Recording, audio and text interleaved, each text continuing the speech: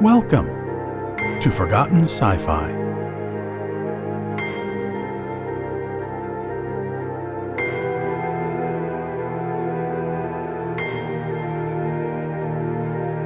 By Ambrose Bierce. This is Moxon's Master.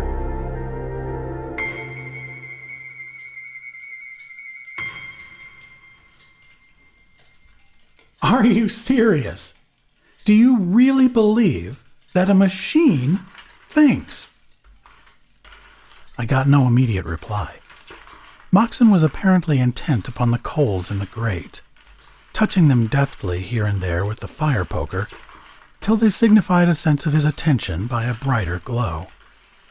For several weeks I had been observing him in a growing habit of delay in answering even the most trivial of commonplace questions. His air, however, was that of preoccupation rather than deliberation. One might have said that he had something on his mind. Presently he said, "What is a machine? The word has been variously defined. Here is one definition from a popular dictionary. Any instrument or organization by which power is applied and made effective, or a desired effect produced." Well then, is not man a machine? And you will admit that he thinks, or thinks he thinks. "If you do not wish to answer my question," I said rather testily, "why not say so? All that you say is mere evasion. You know well enough that when I say machine, I do not mean a man, but something that man has made and controls." "When it does not control him," he said, rising abruptly and looking out of a window whence nothing was visible in the blackness of a stormy night. A moment later, he turned about and with a smile said, "I beg your pardon. I had no thought of evasion.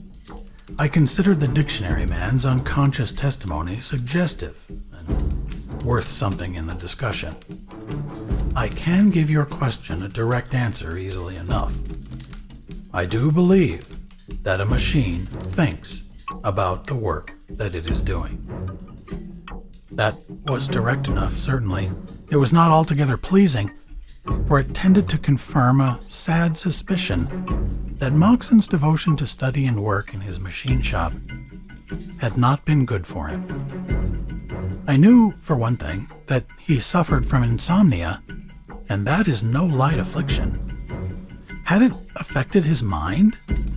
His reply to my question seemed to me then evidence that it had. Perhaps I should think differently about it now. I was younger then, and among the blessings that are not denied to youth is ignorance. Incited by that great stimulant to controversy, I said, "And what, pray, does it think with in the absence of a brain?" The reply, coming with less than his customary delay, took his favorite form of counter-interrogation. "With what does a plant think in the absence of a brain?" "Ah, plants also belong to the philosopher class. I should be pleased to know some of their conclusions. You may omit the premises." "Perhaps," he replied, apparently unaffected by my foolish irony, "you may be able to infer their convictions from their acts. I will spare you the familiar examples of the sensitive mimosa, the several insectivorous flowers, and those whose stamens bend down and shake their pollen upon the entering bee in order that he may fertilize their distant mates. But observe this. In an open spot in my garden, I planted a climbing vine. When it was barely above the surface, I set a stake into the soil a yard away. The vine at once made for it, but as it was about to reach it after several days, I removed it a few feet. The vine at once altered in course, making an acute angle, and again made for the stake. This maneuver was repeated several times, but finally, as if discouraged, the vine abandoned the pursuit, and ignoring further attempts to divert it, traveled to a small tree further away, which it climbed. Roots of the eucalyptus will prolong themselves incredibly in search of moisture. A well-known horticulturist relates that one entered an old drain pipe and followed it until it came to a break, where a section of the pipe had been removed to make way for a stone wall that had been built across its course. The root left the drain and followed the wall until it found an opening where a stone had fallen out. It crept through and, following the other side of the wall back to the drain, entered the unexplored part and resumed its journey. And all this? Can you miss the significance of it? It shows the consciousness of plants. It proves that they think. Even if it did, what then?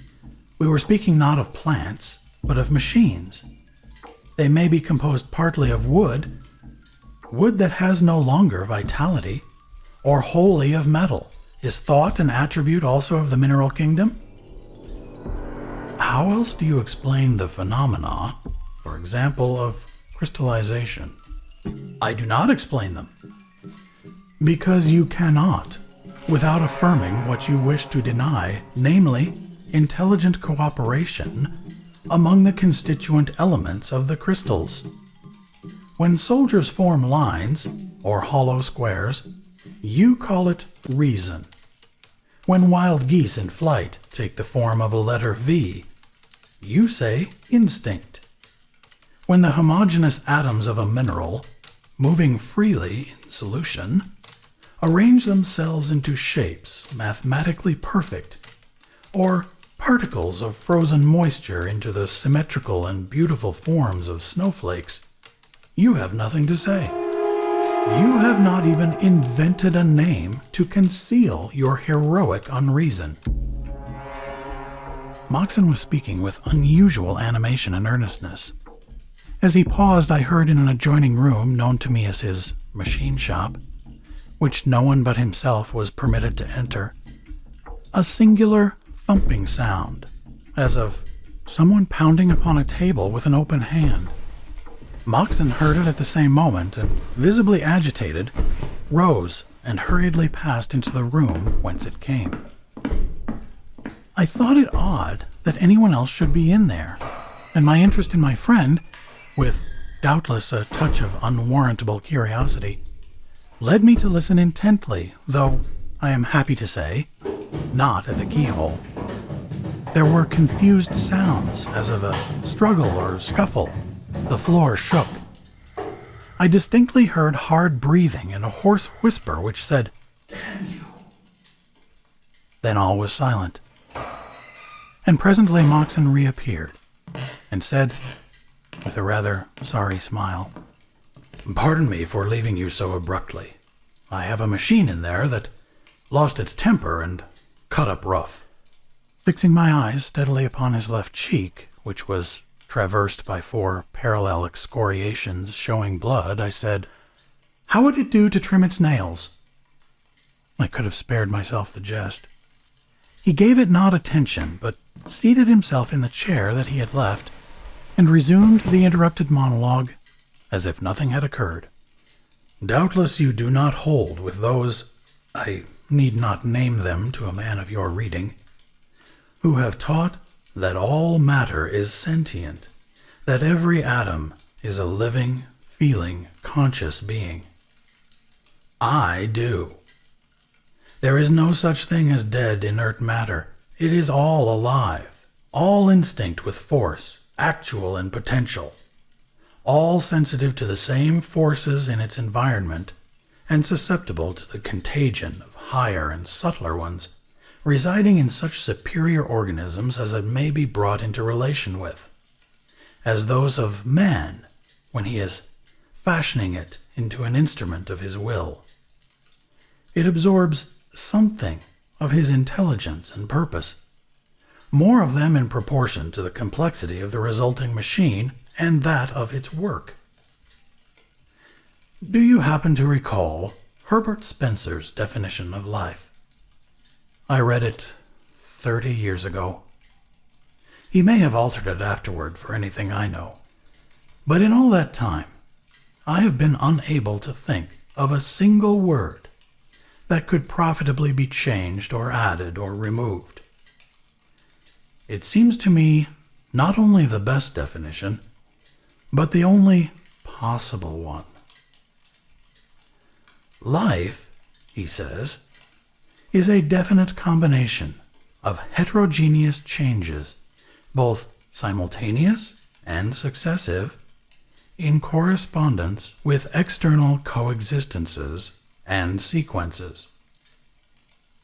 That defines the phenomenon, I said, but gives no hint of its cause. That, he replied, is all that any definition can do. As Mill points out, we know nothing of cause except as an antecedent, nothing of effect except as a consequent. Of certain phenomena, one never occurs without another which is dissimilar. The first in point of time we call cause, the second effect. One who had many times seen a rabbit pursued by a dog, and had never seen rabbits and dogs otherwise, would think the rabbit the cause of the dog. But I fear, he added, laughing naturally enough, that my rabbit is leading me a long way from the track of my legitimate quarry.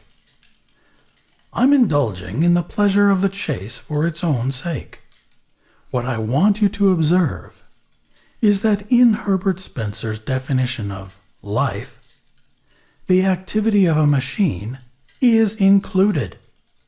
There is nothing in the definition that is not applicable to it. According to this sharpest of observers and deepest of thinkers, if a man during his period of activity is alive, so is a machine when in operation. As an inventor and constructor of machines, I know that to be true. Moxon was silent for a long time, gazing absently into the fire. It was growing late, and I thought it time to be going.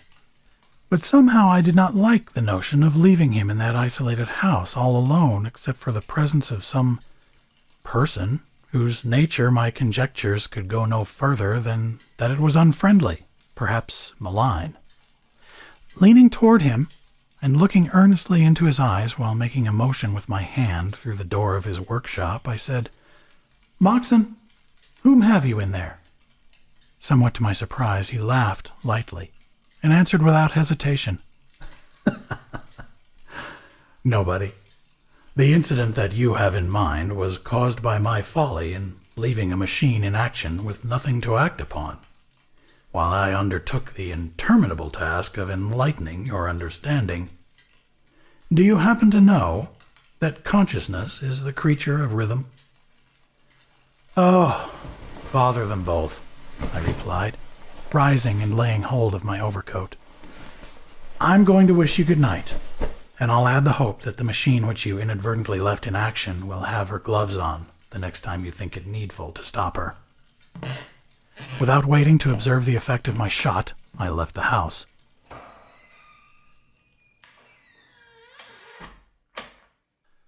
Rain was falling, and the darkness was intense. In the sky, beyond the crest of a hill toward which I groped my way along precarious plank sidewalks and across miry, unpaved streets, I could see the faint glow of the city's lights. But behind me, nothing was visible but a single window of Moxon's house. It glowed with what seemed to me a mysterious and fateful meaning. I knew it was an uncurtained aperture in my friend's machine shop, and I had little doubt that he had resumed the studies interrupted by his duties as my instructor in mechanical consciousness and the fatherhood of rhythm. Odd, and in some degree humorous, as his convictions seemed to me at that time, I could not wholly divest myself of the feeling that they had some tragic relation to his life and character, perhaps to his destiny, although I no longer entertained the notion that they were the vagaries of a disordered mind. Whatever might be thought of his views, his exposition of them was too logical for that. Over and over, his last words came back to me. Consciousness is the creature of rhythm. Bald and terse as the statement was, I now found it infinitely alluring. At each recurrence, it broadened in meaning and deepened in suggestion. Why, here, I thought, is something upon which to found a philosophy. If consciousness is the product of rhythm, all things are conscious, for all have motion, and all motion is rhythmic. I wondered if Moxon knew the significance and breadth of his thought, the scope of his momentous generalization, or had he arrived at his philosophic faith by the tortuous and uncertain road of observation. That faith was then new to me, and all Moxon's expounding had failed to make me a convert. But now it seemed as if a great light shone about me, like that which fell upon Saul of Tarsus. And out there in the storm and darkness and solitude, I experienced what Lewis calls the endless variety and excitement of philosophic thought. I exulted in a new sense of knowledge, a new pride of reason.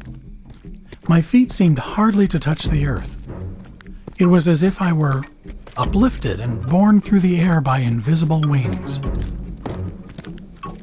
Yielding to an impulse to seek further light from him whom I now recognized as my master and guide, I had unconsciously turned about, and almost before I was aware of having done so, found myself again at Moxon's door.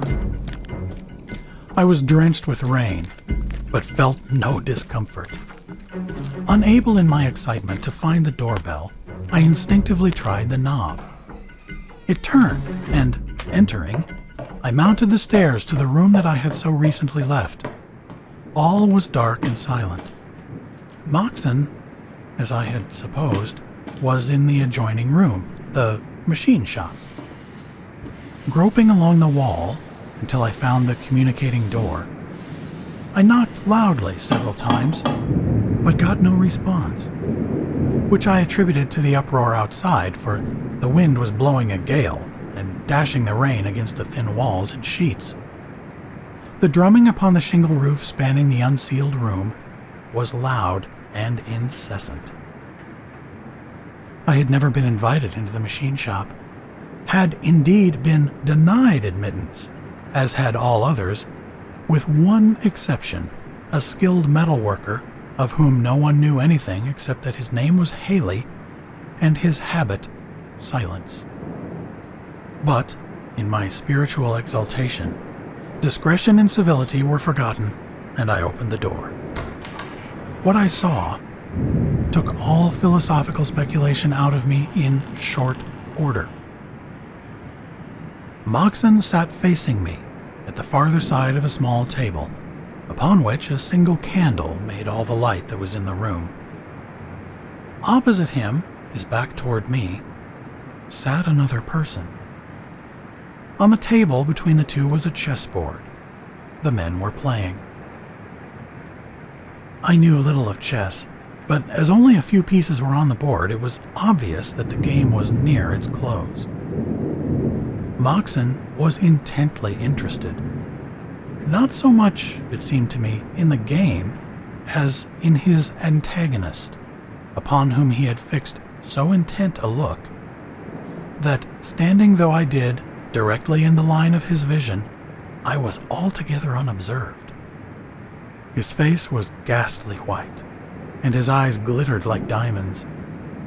Of his antagonist, I had only a back view, but that was sufficient. I should not have cared to see his face. He was apparently not more than 5 feet in height, with proportions suggesting those of a gorilla. A tremendous breadth of shoulders, thick short neck and broad squat head, which had a tangled growth of black hair and was topped with a crimson fez. A tunic of the same color, belted tightly to the waist, reached the seat, apparently a box, upon which he sat. His legs and feet were not seen. His left forearm appeared to rest in his lap. He moved his pieces with his right hand, which seemed disproportionately long. I had shrunk back, and now stood a little to one side of the doorway and in shadow. If Moxon had looked farther than the face of his opponent, he could have observed nothing now, except that the door was open. Something forbade me either to enter or to retire, a feeling, I know not how it came, that I was in the presence of an imminent tragedy and might serve my friend by remaining. With a scarcely conscious rebellion against the indelicacy of the act, I remained. The play was rapid. Moxon hardly glanced at the board before making his moves, and to my unskilled eye, seemed to move the piece most convenient to his hand, his motions in doing so being quick, nervous, and lacking in precision. The response of his antagonist, while equally prompt in the inception, was made with a slow, uniform, mechanical, and, I thought, somewhat theatrical movement of the arm that was a sore trial to my patience. There was something unearthly about it all, and I caught myself shuddering, but I was wet and cold. 2 or 3 times after moving a piece, the stranger slightly inclined his head, and each time I observed that Moxon shifted his king. All at once, the thought came to me that the man was dumb, and then that he was a machine, an automaton chess player. Then I remembered that Moxon had once spoken to me of having invented such a piece of mechanism, though I did not understand that it had actually been constructed. Was all his talk about the consciousness and intelligence of machines merely a prelude to eventual exhibition of this device? Only a trick to intensify the effect of its mechanical action upon me and my ignorance of its secret? A fine end, this, of all my intellectual transports, my endless variety and excitement of philosophic thought. I was about to retire in disgust when something occurred to hold my curiosity. I observed a shrug of the thing's great shoulders, as if it were irritated, and so natural was this, so entirely human, that in my new view of the matter, it startled me. Nor was that all, for a moment later it struck the table sharply with its clenched hand. At that gesture, Moxon seemed even more startled than I. He pushed his chair a little backward, as in alarm. Presently, Moxon, whose play it was, raised his hand high above the board, pounced upon one of his pieces like a sparrowhawk, and with the exclamation, "Checkmate!" rose quickly to his feet and stepped behind his chair. The automaton sat motionless. The wind had now gone down, but I heard, at lessening intervals and progressively louder, the rumble and roll of thunder. In the pauses between, I now became conscious of a low humming or buzzing, which, like the thunder, grew momentarily louder and more distinct. It seemed to come from the body of the automaton, and was unmistakably a whirring of wheels. It gave me the impression of a disordered mechanism which had escaped the repressive and regulating action of some controlling part. An effect such as might be expected if a pawl should be jostled from the teeth of a ratchet wheel. But before I had time for much conjecture as to its nature, my attention was taken by the strange motions of the automaton itself. A slight but continuous convulsion appeared to have possession of it. In body and head, it shook like a man with palsy or an ague chill, and the motion augmented every movement until the entire figure was in violent agitation. Suddenly, it sprang to its feet and with a movement almost too quick for the eye to follow, shot forward across table and chair, with both arms thrust forth to their full length. the posture and lunge of a diver. Moxon tried to throw himself backward out of reach, but he was too late. I saw the horrible thing's hands close upon his throat, his own clutch its wrists. Then the table was overturned, the candle thrown to the floor and extinguished, and all was black dark. But the noise of the struggle was dreadfully distinct, and most terrible of all were the raucous, squawking sounds made by the strangled man's efforts to breathe. Guided by the infernal hubbub, I sprang to the rescue of my friend, but had hardly taken a stride in the darkness when the whole room blazed with a blinding white light that burned into my brain and heart and memory a vivid picture of the combatants on the floor. Moxon underneath, his throat still in the clutch of those iron hands, his head forced backwards, his eyes protruding, his mouth wide open and his tongue thrust out, and, horrible contrast, upon the painted face of his assassin an expression of tranquil and profound thought, as in the solution of a problem in chess. This I observed. Then all was blackness and silence. 3 days later, I recovered consciousness in a hospital. As the memory of that tragic night slowly evolved in my ailing brain, I recognized in my attendant Moxon's confidential workman, Haley. Responding to a look, he approached, smiling. "Tell me about it," I managed to say, faintly. "All about it." "Certainly," he said. "You were carried unconscious from a burning house, Moxons. Nobody knows how you came to be there. You may have to do a little explaining. The origin of the fire is a bit mysterious, too. My own notion is that the house was struck by lightning." "And Moxon?" "Buried yesterday, what was left of him." Apparently this reticent person could unfold himself on occasion. When imparting shocking intelligence to the sick, he was affable enough. After some moments of the keenest mental suffering, I ventured to ask another question. "Who rescued me?" "Well, if that interests you, I did." "Thank you, Mr. Haley, and may God bless you for it. Did you rescue also that charming product of your skill, the automaton chess player that murdered its inventor?" The man was silent a long time, looking away from me. Presently he turned and gravely said, "Do you know that?" "I do," I replied. "I saw it done." That was many years ago.